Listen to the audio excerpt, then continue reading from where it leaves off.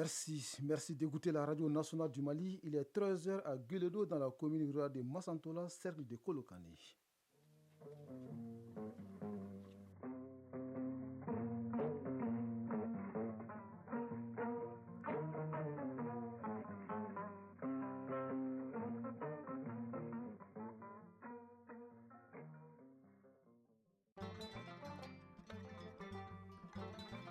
Mesdames et messieurs, bonjour, bienvenue dans la deuxième édition de Mali Actualité, une présentation de Salimata Dao et Bourama Traoré. Au sommaire de ce 13h, le 20 janvier, c'est dans 2 jours, l'armée malienne aura 63 ans. Cette année, l'anniversaire se tient dans un contexte de reprise de Kidal. Un focus sera fait dans ce journal sur les actions des FAMA et le soutien que leur apportent les populations de la 8e région. Le gouvernement ivoirien annonce l'arrêt de l'exportation du manioc, de l'igname, du maïs et du riz. Depuis lundi, les producteurs ne peuvent plus exporter librement leurs marchandises.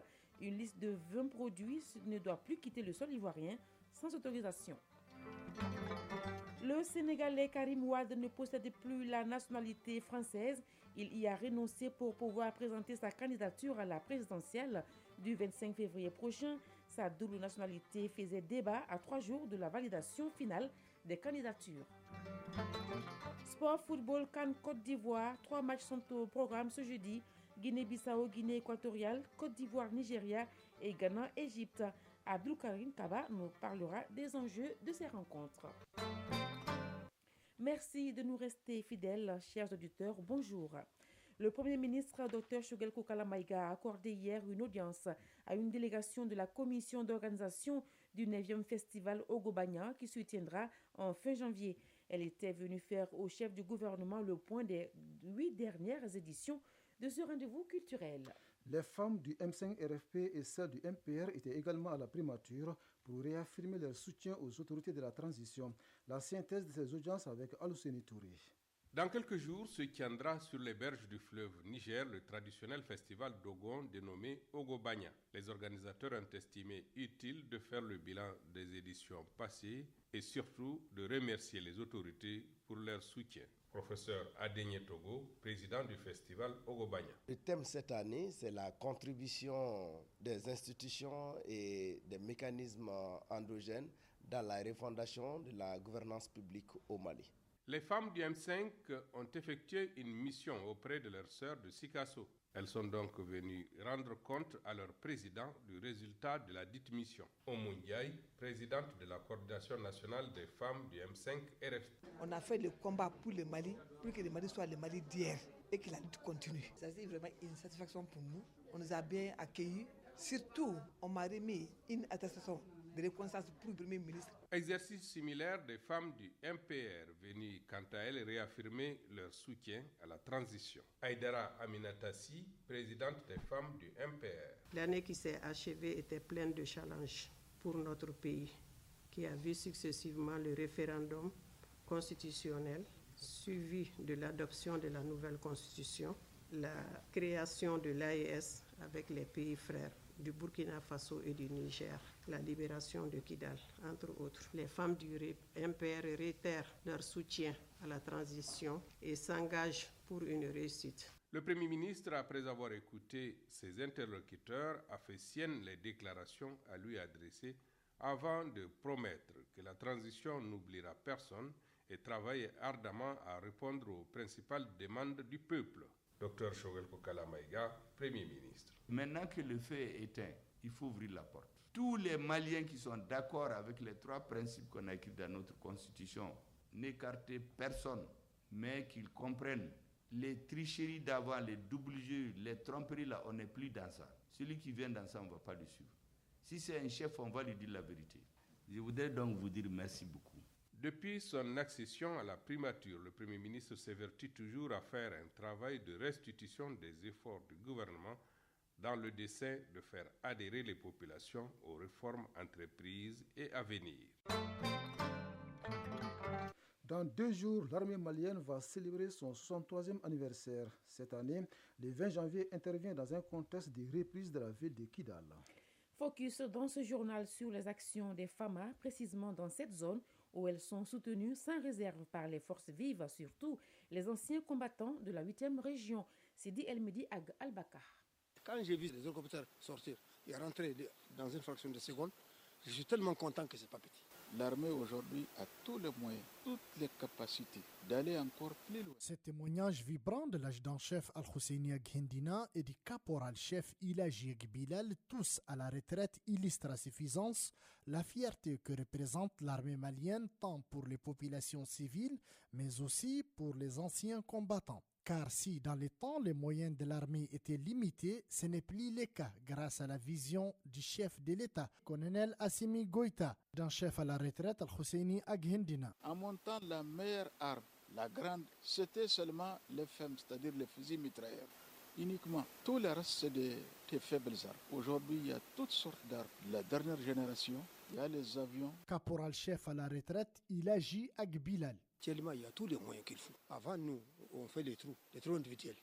Actuellement, les murs sont là. Oui, à Galhok, la ville meurtrière sera éternellement marquée par la bravoure, le courage, mais surtout la fidélité du capitaine Sékou Traoré alias Bad et ses hommes qui ont mis l'honneur et la dignité du Mali et de l'armée malienne au-dessus de tout. Au prix de leur sang sacré, ils ont prouvé à la face du monde que le Mali est une terre de guerriers. 11 ans après cette tragédie, sous la vision éclairée des autorités de la transition, l'histoire redonne raison au capitaine Bad, sa mémoire honorée par les autorités de la transition, quoi de plus normal pour un homme hors pair. Baba Albert, premier adjoint au maire d'Aguelhok. Pendant la célèbre bataille d'Aguelhok du 10 janvier 2012, la plus grande récompense que l'État puisse faire pour ces braves soldats qui sont tombés ces jours-là, parce que la caserne d'Aguelhok, c'est l'une des casernes qui a beaucoup résisté à deux grandes batailles.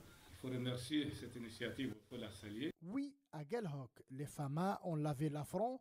Le mercredi 20 décembre 2023, cette victoire est une étape importante dans le processus de reconquête du territoire national par l'armée malienne. Une victoire saluée à plus d'un titre. Adjudant-chef à la retraite, Al-Husseini Aghendina. Je les encourage encore de plus, qui étaient dans l'unité méhariste d'Inabog, dans la même commune où j'étais sous-préfet, qui a aidé la population, les fractions, à créer une école, un centre de santé et aussi il a neutralisé plusieurs bandits dans le secteur. Ça a permis aujourd'hui la quiétude dans la zone de Tinton. Caporal-chef à la retraite, il agit à Bilal. Si on me dit rentrer tout de suite, je prends la tenue retourner. L'armée, maintenant, il a des moyens. Les immenses sacrifices consentis par l'armée malienne pour recouvrer l'intégrité du territoire national, le respect de sa forme laïque et républicaine sont perçus comme une source de fierté pour les Maliens de l'intérieur et de l'extérieur. Idal,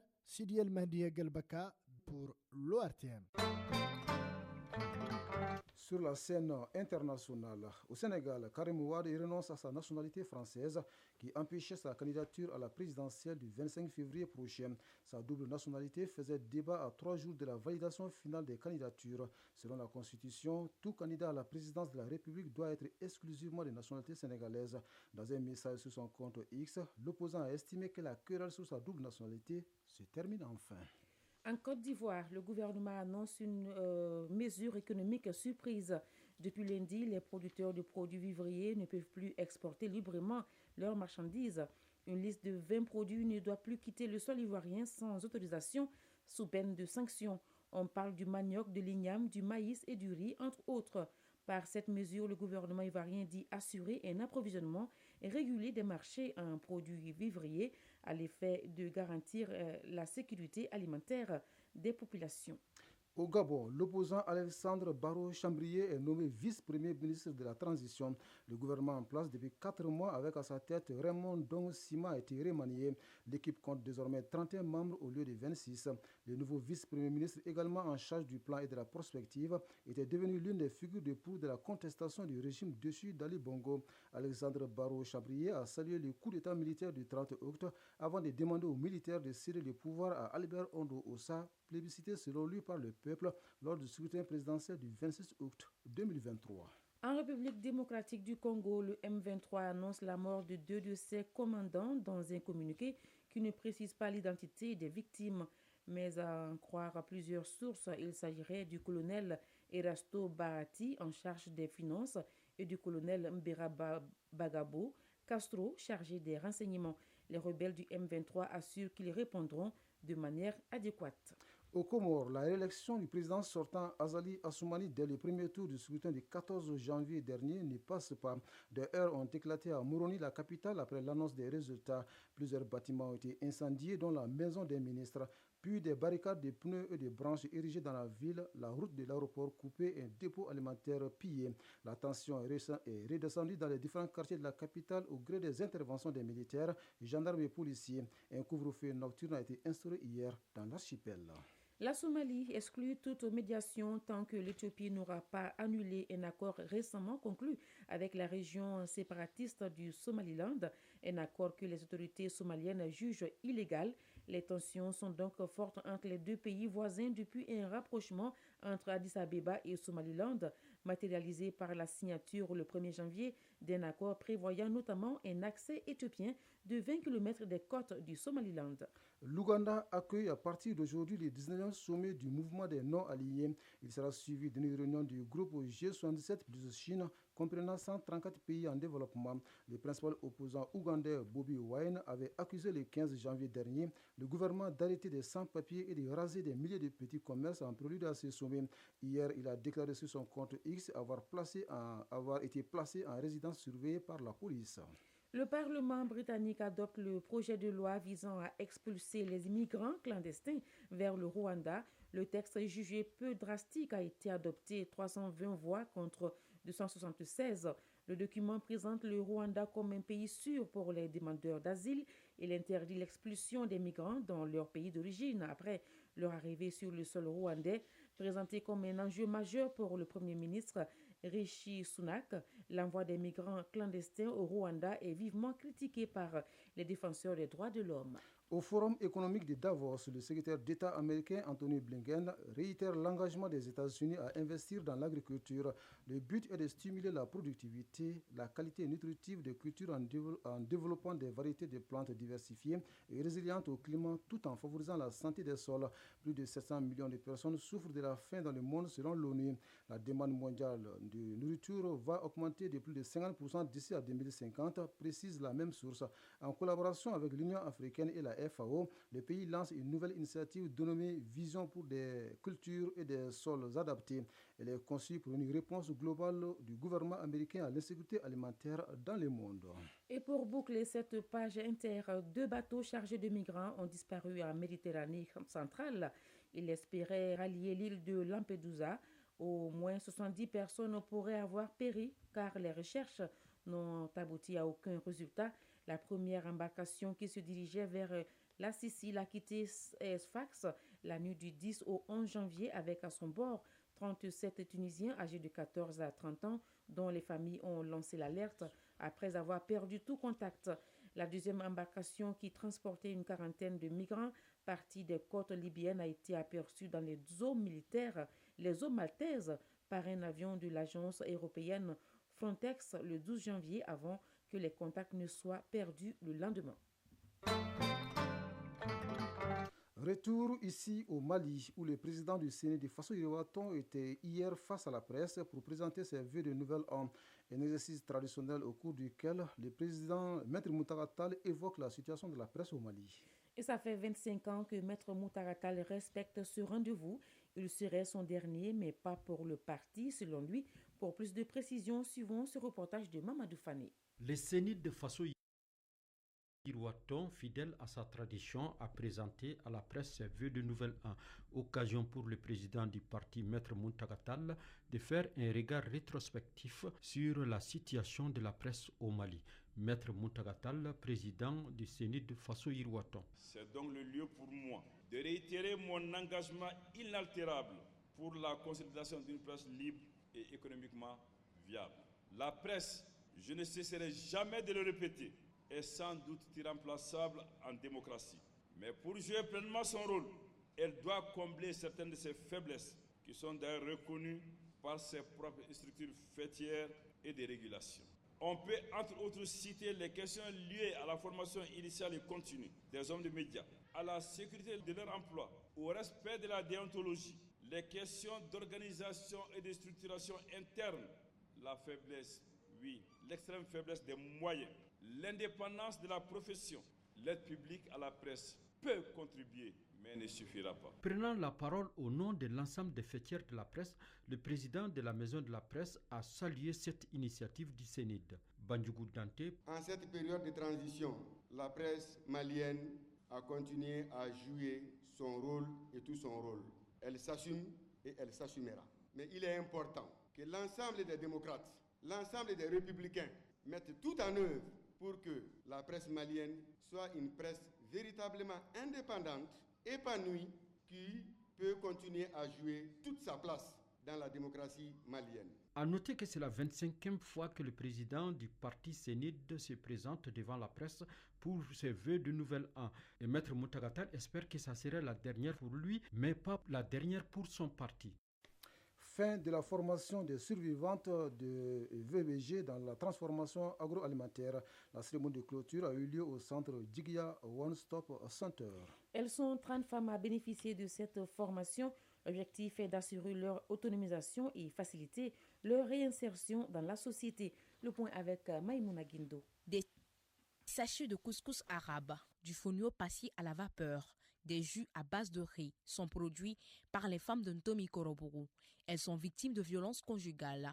Le cabinet SN, à travers son projet Recavevec, a décidé de leur venir en aide. Une formation dans la transformation agroalimentaire est initiée pour une autonomisation économique afin de faciliter leur réinsertion au sein de la société. Fatima Maïga, directrice du cabinet SN. Le but de cette première activité, parce qu'il y a beaucoup d'activités dans ce projet de 8 mois, c'est d'autonomiser 30 femmes qui ont survécu aux violences basées sur le genre, souvent des violences domestiques.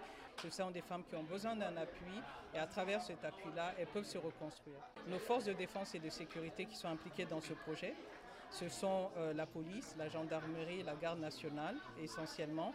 Nous voulons aussi redorer l'image de nos forces de défense et de sécurité. Commissaire divisionnaire Aston Traoré. Aujourd'hui, je peux vous rassurer que ces femmes peuvent constituer ou bien créer une entreprise pour qu'elles soient vraiment autonomes. Je demande à nos partenaires que cette activité soit vraiment pérenne. Aminata Demba Diallo, bénéficiaire. Nous avons eu des difficultés par le passé et aujourd'hui, grâce au soutien des personnes de bonne volonté, on pourra s'en sortir.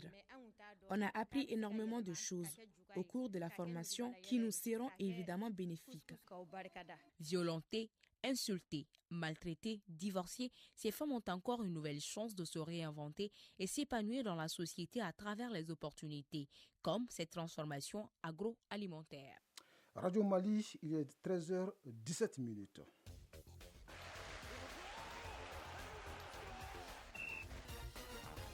À présent, nous allons parler sport avec Abdul Karim Kaba. Bonjour Kaba. Bonjour Salim Atanda, bonjour Brahma Traoré. Bonjour Abdul Karim Kaba. Football, 34e édition de la CAN Côte d'Ivoire 2023. La première journée de phase de groupe a pris fin hier, Kaba. Tout à fait, 12 matchs, 7 victoires, 5 matchs nuls, 25 buts marqués, 43 cartons jaunes et 3 rouges. C'est le bilan de la première journée des matchs de poule de la CAN Côte d'Ivoire 2023. L'équipe Fair Play, donc le match Fair Play, le match entre la Tunisie et la Namibie avec 0 carton jaune. L'équipe avec le plus grand nombre de cartons jaunes, c'est l'équipe de l'Algérie avec 4 cartons jaunes. Au cours de cette première journée des matchs de poule, le Cap-Vert a créé la première surprise de cette CAN 2023 en remportant la victoire face au Ghana dans le temps additionnel, 2-1. Dans un groupe B où ils joueront le Mozambique demain, puis l'Égypte lundi 22 janvier prochain. Eh bien, les requins bleus peuvent espérer réitérer leur bon parcours de la CAN 2021 en atteignant les huitièmes de finale et peut-être viser plus loin s'ils continuent sur leur lancée. Mais l'exploit de cette première journée revient évidemment à la Namibie qui a décroché sa première victoire de son histoire dans la compétition en faisant chuter la Tunisie en toute fin de rencontre, 1-0. Les Brave Warriors affronteront l'Afrique du Sud dans un duel entre voisins dimanche. un duel entre coéquipiers en club, puisque plusieurs internationaux namibiens jouent pour des équipes sud-africaines à l'image de leur capitaine Peter Chiolile. La deuxième journée de phase de poule démarre aujourd'hui, cet après-midi, avec un duel ouest-africain. La Côte d'Ivoire affronte le Nigeria. Tout à fait. Côte d'Ivoire, Nigeria, Égypte, Ghana, Sénégal, la Cameroun. Choc des géants en vue dans cette Coupe d'Afrique des Nations 2023. La deuxième journée des phases de groupe qui débute aujourd'hui fera la part belle aux confrontations entre favoris de la compétition. Et pour certains d'entre eux, une victoire est déjà impérative, sous peine d'être déjà en mauvaise posture.